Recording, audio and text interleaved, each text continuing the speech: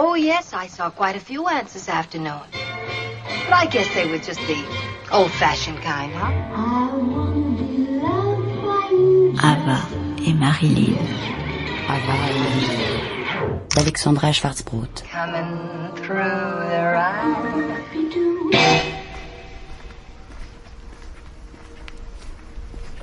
Elle marche vite. Trop vite. Elle marche vite.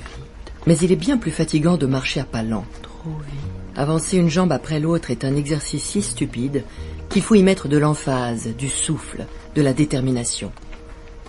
Elle a hâte de retrouver le bosquet où, quelques semaines plus tôt, par hasard ou presque, elle a trouvé la place idéale pour goûter la douceur crémeuse des premières heures de juillet. C'est un banc de pierre brute dans la broussaille, au pied d'un hôtel particulier du Jardin des Archives nationales, disposé de telle façon qu'il disparaît du paysage dès les derniers jours du printemps, caché par les jeunes pousses des arbres et des buissons. Elle l'a découvert un matin où le soleil venait tout juste de percer la couche de nuages grisâtres qui collait à Paris. Elle était hors d'elle, pour une raison qui lui échappe aujourd'hui, peut-être les suites de l'affaire Dourakov.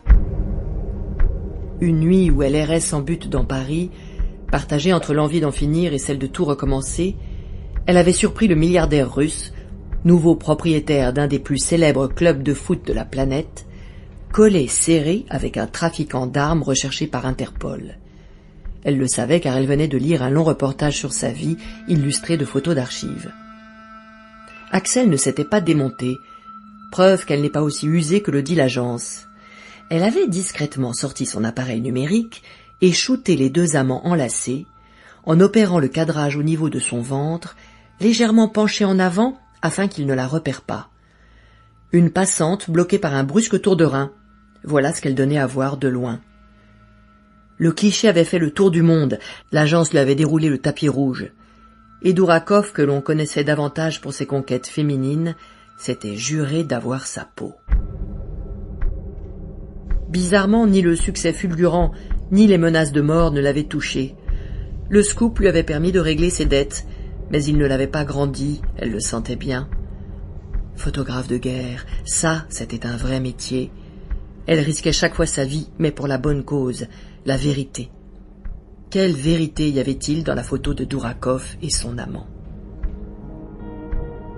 Ce jour-là, donc, elle marchait sans but, en quête de quelque chose, mais elle ne savait quoi, un lieu, une plante, une bête, capable d'apaiser son amertume et son angoisse.